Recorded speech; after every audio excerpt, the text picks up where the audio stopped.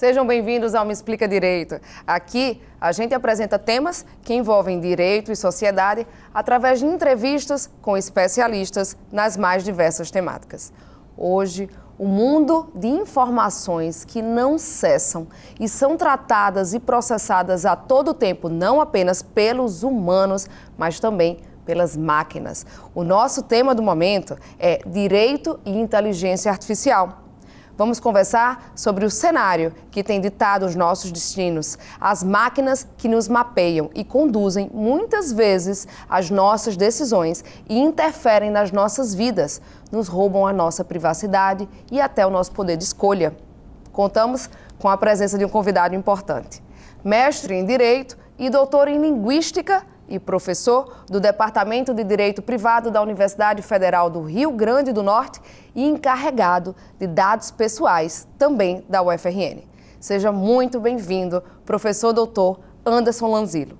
Muito obrigado por o convite, Espero que nessa nossa entrevista podemos, assim, satisfazer o nosso público com esse tema que tem movimentado bastante, as nossas mentes, as nossas preocupações, O que vai acontecer, nesse contexto de inteligência artificial? Vamos perder nossos empregos? Vamos manter nossos empregos? Como que nós vamos agora lidar com esse nosso novo cotidiano com essas ferramentas?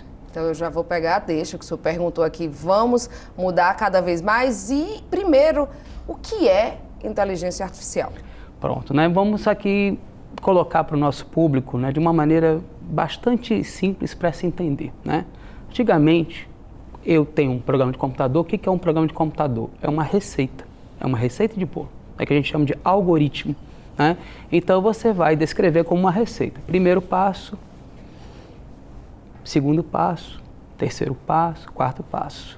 E aí você vai descrevendo esses passos e você então vai fazer o quê? Vai alimentar. Você vai ter uma entrada, que a gente chama de input. E ao alimentar essa entrada, você vai ter o quê? Outputs. Então, programar, entradas, isso, e resultados. Então, basicamente, era assim que funcionava até outro dia, uma plataforma que eu utilizasse um programa de computador. Eu tenho uma entrada, tem uma saída. Qual é a inovação? Vamos fazer diferente, vamos programar de forma diferente. Vamos criar modelos, em que eu não vou ter toda a receita pronta. Então, eu não vou ter já determinado essas entradas e essas saídas. Eu vou, então, criar o que a gente chama de Large Language Models, modelos de linguagem grande, em que eu vou treinar essas receitinhas para aprender o quê? Novas receitas, E ao treinar para essas novas receitas, eu posso ir ajustando essas respostas e eu posso, então, ajustar a tal ponto que você não possa nem mais distinguir se aquilo ali é feito por uma máquina ou por um ser humano. É quase aprender a pensar uma máquina. Isso. Assim, em termos, sim. Porque, de uma certa maneira, assim, você chega lá, você aprendeu na sua escola, você tem a professora lá de português, ela disse assim, vamos aprender a fazer uma redação. Então, ela diz, vamos escrever uma notícia. Então, ela vai te ensinar como é que é uma notícia, toda a estrutura de uma notícia. Então, eu faço a mesma coisa com a máquina. Eu boto um monte de textos, eu treino. E quando eu falo texto, assim, não é 1, 2, não, é milhões. Infinitos. Isso. Então, professor, nesse cenário eu queria entender como controlar tudo isso, como controlar essas máquinas, como controlar esses vieses, como controlar o uso das informações, o que seria a ANPD? Pronto, essa questão do viés é um dos temas mais debatidos hoje nessa relação entre direito e inteligência artificial. Como eu disse lá no início, um programa de computador tem uma receita, Podemos dizer que a inteligência artificial é uma receita melhorada, aprimorada. Mas como uma receita, ela opera padrões. Mesmo que esses padrões sejam flexíveis, mas temos padrões.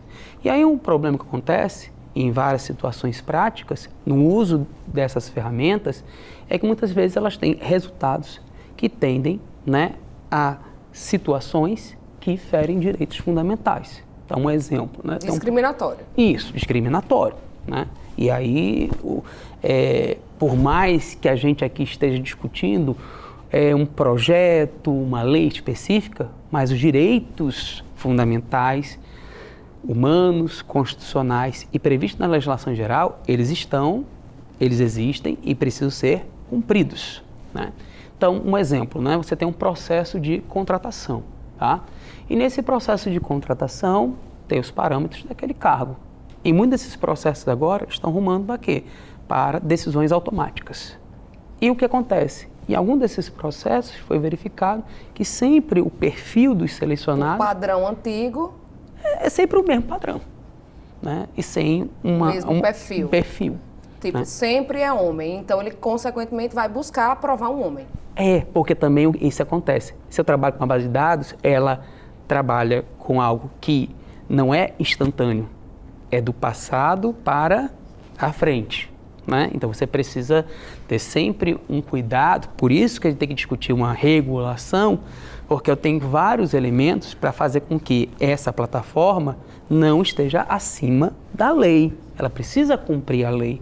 A lei precisa ser cumprida para que certos direitos fundamentais de privacidade, não discriminação, né, respeito, né, aos dados pessoais, aos direitos autorais, bem como outros pontos, eles sejam respeitados por essas plataformas. Então, uma questão de escola, será que esse algoritmo ele está baseando um padrão que de fato veja a objetividade desse cargo ou de fato ele opera a partir de decisões humanas, né, decisões que são, né, discriminatórias no sentido apenas de privilegiar um certo perfil de profissional.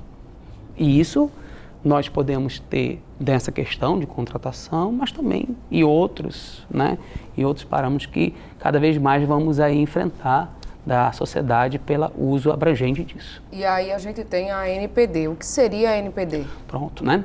A NPD, ela é originalmente, né, a Agência Nacional de Proteção de Dados Pessoais, né? Aí vocês podem perguntar, o que a NPD tem a ver com isso? É porque o tema da inteligência artificial, ele é transversal no direito. A gente não pode falar assim, existe uma área assim chamada direito da inteligência artificial.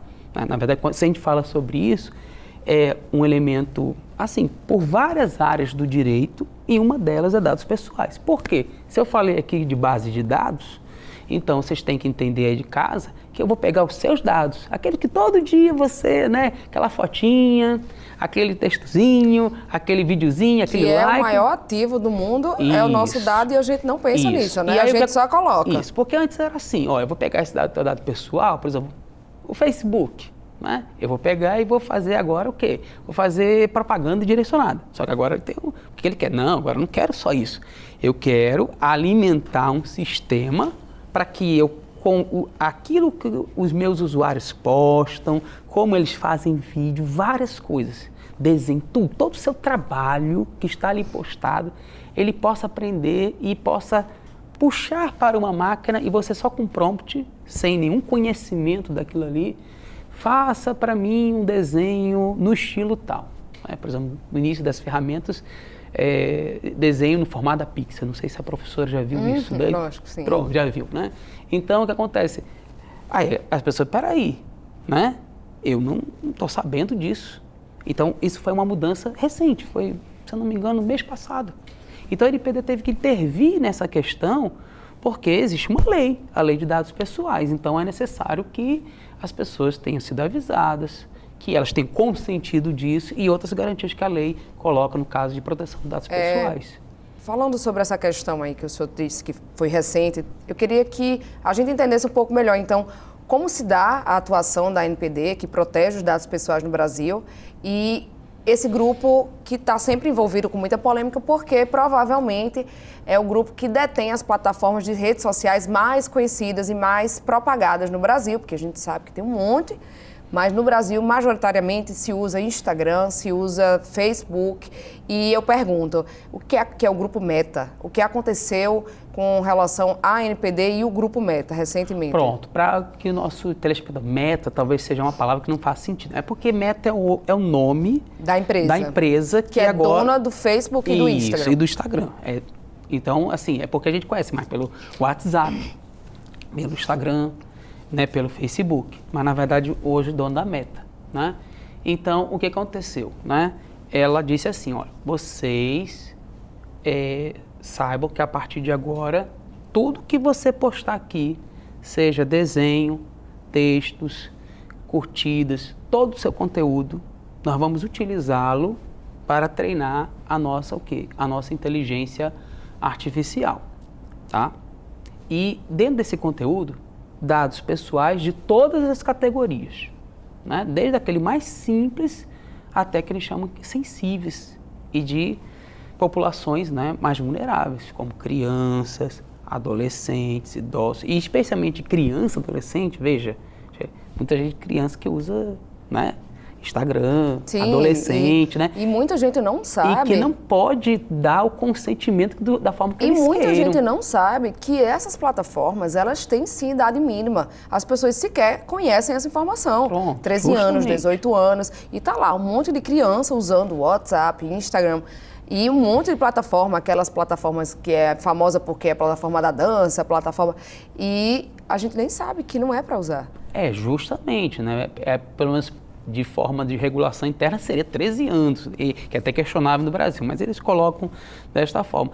Então, o que aconteceu? A NPD entendeu que não poderia a Meta se valer de algumas questões que coloca a lei, que no caso aqui é chamada legítimo interesse, porque o tratamento de dados nesse caso seria que a gente chama de excessivo e que, na verdade, não cumpre a finalidade do serviço. Porque, na verdade, eu estaria fazendo como já aconteceu, puxando dados pessoais para um novo serviço, que não é de rede social. Ou seja, ele pega o dado de uma criança, por exemplo, processa aquele dado de forma a beneficiar o desenvolvimento da economia daquela empresa. Ou seja, vender mais produto, explorar mais a utilização daqueles dados de forma favorável. Mas eu iria até além. Porque, vender os dados. Mas é que tá. É porque conduzir você para um consumo. Vender os dados, conduzir para o consumo, eles já fazem.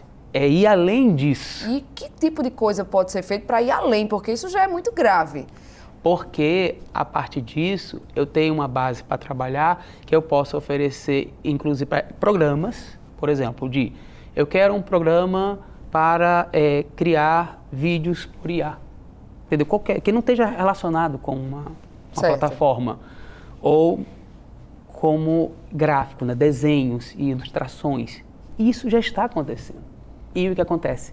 Hoje, um ponto essencial é negociar a base de dados para poder treinar esses aplicativos. Os que já existem e os que estão aí para existir.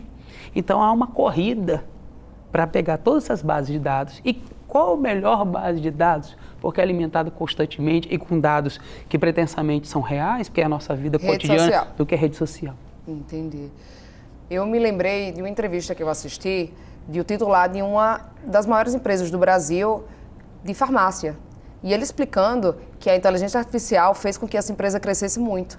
Porque quando uma mulher, olha só como é que eles mapeiam, faz testes de gravidez e depois, 9 meses, eles começam a oferecer fralda para aquela mulher, porque ela colocou os dados lá naquela farmácia e aí começa a chegar esse tipo de conteúdo para ela consumir, que é a propaganda, a publicidade das fraldas, leite e etc. Então, eles mapeiam até a vida da pessoa e o desenrolar possível da vida da pessoa para induzir ela a um consumo que favoreça o desenvolvimento da farmácia. Isso é a maior rede de farmácia do Brasil e eu assisti e eu fiquei impressionada. Então, por exemplo, o banco de dados das farmácias são bancos de dados valiosíssimos. São valiosíssimos e é muito comum que a gente realmente dê o nosso CPF, cada compra que a gente faça, a gente vai estar sendo mapeado. Eu até brinco, porque aqui no Rio Grande do Norte a gente tem Nota Potiguar e etc. Eu falo brincando, né? Gente, olha, eu prefiro 1000 vezes não colocar meu CPF numa compra do que concorrer a um prêmio e tá sendo mapeado, eles vão saber tudo que eu comprei, eu deixei de comprar e vão fazer pré-julgamentos, porque isso também é uma preocupação que a gente tem. Às vezes a gente compra fora de contexto ou para terceiro, né? E aí você fica até, meu Deus, eles vão achar que aquilo ali é meu padrão, porque você dá aquela informação e ele termina interpretando muitas vezes que é um padrão. Mas vamos além disso, não é só o padrão, é construir a partir disso pessoas digitais que podem ter existência autônoma e possa agora trabalhar sem que agora exista o quê? Exista a pessoa, vamos dizer assim... Humana para isso. Então, cada vez mais, a partir desse treinamento, eu posso ter uma vendedora, eu posso ter um consultor, eu posso ter vários profissionais, porque eu dei, a partir desses padrões, desse comportamento, né, para que, então, agora uma máquina exclusivamente venha o atender e, em tese, resolver, né, suas questões. Então, isso vai se espalhando e, claro, tem várias áreas sensíveis, né? Algumas que a gente entende, já internalizou, que não há nenhum problema de que isso seja automatizado. Mas, por exemplo, veja, que um problema que está acontecendo muito. Nós temos já sistemas utilizados pela nossa polícia, né? Certo. Reconhecimento biométrico. De mapear as pessoas, se elas estão presentes, etc. Aí o que acontece? Vai lá e expede mandado de prisão. E aí acontece vários casos já no Brasil que mandado prende a pessoa errada. Prende a pessoa errada. Meu Deus. Mas por quê? Quem mandou? Quem mandou? A princípio foi, claro, alguém. Aí vem uma questão. Quem vai se responsabilizar por isso? Por que o sistema está, né, utiliza esse padrão e está frequentemente mandando prender pessoas erradas? Então é como se fosse assim, a vantagem de usar a inteligência artificial para otimizar os processos, para trazer celeridade, etc., justificasse os meios. E aí a gente traz um prejuízo social sem tamanho, mais ou menos por aí, né? Estamos aqui hoje no Me Explica Direito, eu sou Michelle Elali, recebendo o professor Anderson Lanzilho, que vai me dizer se no Brasil a gente tem legislação suficiente e específica sobre inteligência artificial. Vamos lá, né? Eu falei da NPD. Então, hoje, um dos braços que permite uma intervenção, né, é a legislação de dados pessoais. Mas aí que vem, veja o que eu falei, dados pessoais. Aí, por exemplo, não, estão usando a minha imagem para treinar. Estão usando, por exemplo, uma questão que hoje está muito... Vamos saber o que vai acontecer lá nos Estados Unidos, é o processo, né, de várias gravadoras, de vários autores de livros, né, contra grandes empresas como a OpenAI, contra a Microsoft, porque treinaram e, assim, peraí, treinaram e eu não estou sabendo, né? Então, o que acontece, né? Uma base de dados de terceiras. Isso, porque, na verdade, tudo isso que foi feito, ninguém estava sabendo. E aí você tem o quê? Tem legislação, direitos autorais, direitos da personalidade, né? Você tem dados pessoais. Você tem dentro do direito de personalidade, intimidade, privacidade, imagem, honra. Você também tem o quê? A sua voz, né? Veja que o caso que a gente teve algum tempo atrás sobre a questão de reconstrução de pessoas já falecidas, né? Como a cantora, né? Sim, a cantora. Aí o que acontece? Então, isso coloca uma questão. E também o uso. Podemos usar para tudo? Né? E aí é que vem o problema. O problema é, nós temos uma legislação não específica, mas que ela precisa ser respeitada, porque, obviamente, quem detém esses sistemas não está acima da lei, né? Ele precisa respeitar, né, os direitos humanos fundamentais, os direitos do consumidor, a proteção de dados pessoais, os direitos da personalidade, os direitos autorais. Tudo isso tem que ser o quê? Respeitado. Só que tem um detalhe. Porque para que essa decisão ela seja efetiva, eu preciso ter, o que a gente usa, uma palavra, é o quê? É uma responsabilidade, uma accountability, que o povo gosta muito de usar essa palavra em inglês, e uma governança, né? Governance. Então você precisa de regras de como atribuir essa responsabilidade a esses operadores. Então, por que a gente está discutindo uma legislação que, assim, na Europa já está mais avançada? Aqui no Brasil temos um projeto que está lá no Senado. Temos um projeto, então. Já estamos caminhando. Está caminhando. É que está no vai e volta, né? Porque tem várias questões que vão pressionando. Porque no Brasil, assim, para a eleição, tem uma resolução do TSE que traz algumas restrições, né? Porque, veja, nenhum candidato quer, vamos dizer assim, que uma imagem dele apareça um áudio e que, na verdade, foi feito por meio de inteligência artificial, ou seja, não é simplesmente colocar uma notícia falsa, nós estamos agora fabricando realidades, né, num grau mais amplo. Você pode hoje, né, fazer um vídeo, né, quase, né, claro, tem uma distância, mas, por exemplo, um áudio você pode fazer. Hoje você pode fazer um áudio. Você pode, por exemplo, antes de começar as eleições americanas, o povo fazia vídeos de IA, já de debate do Trump e do Biden. Entendeu? Antes mesmo já tinha o circo montado. Justamente. Então, veja que há uma série de questões disso aí. Então, o que acontece? Tá, então quem vai se responsabilizar por isso? É quem está utilizando a plataforma, é quem está oferecendo a plataforma, quem está contratando a plataforma. Como que a gente vai fazer isso? E se eu tenho a plataforma, como que eu vou poder averiguar esses padrões? Né? Como que ela deve revelar? Quem é que vai cobrar esses padrões? Então, isso eu preciso de o quê? De uma legislação Porque específica. isso realmente é muito interessante. Vamos lá. Eu coloco alguma coisa na minha rede social. Quem é responsável por aquele conteúdo? Eu sozinha? Ou a rede social que permite que eu insira aquele tipo de conteúdo sem nenhum tipo de crivo, sem nenhum tipo de filtro? É aquela história, censura ou não? E aí a gente vem para um ponto que eu acho que para fechar hoje é crucial. Aí nesse ponto, por exemplo, hoje pela legislação brasileira, Michele, tem algumas decisões que já flexibilizaram isso e caminham a mudar esse entendimento.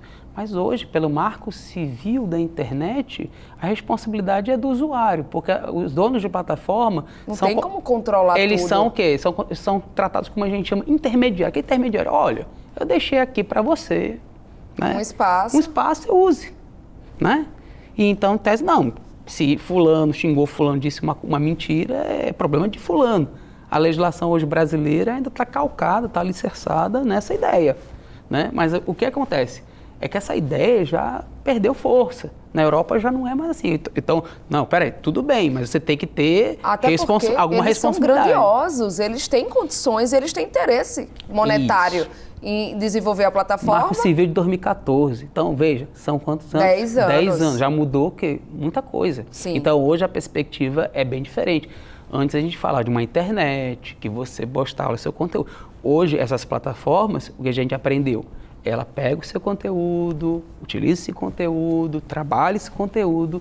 Então, essa visão inicial, né, que nós trouxemos do direito americano e importamos no Marco Civil, né, ela não funciona mais. Porque então, justamente ela está mapeando os dados que estão postos e se utilizando deles a seu favor. Então, que ela também utilize para trazer critérios de filtro, né, do que se leva para a internet e o que se publica. E hoje há capacidade técnica, pelo menos razoável, em muitos casos, para se fazer. Então, é necessário que haja um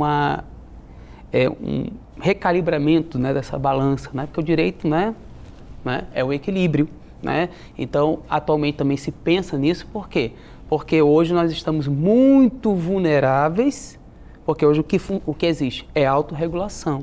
Eu dito as minhas regras. Entendi. E a gente precisa, então, pode. De algumas regras... O direito, ele precisa controlar, de algumas regras, não. sancionar e fazer com que a sociedade consiga conviver de forma harmônica. Você pode fazer alguma coisa, mas tem que obedecer certos parâmetros. Perfeito. É isso por isso existe o direito. Isso. E por isso que a legislação está sendo elaborada e pensada nisso.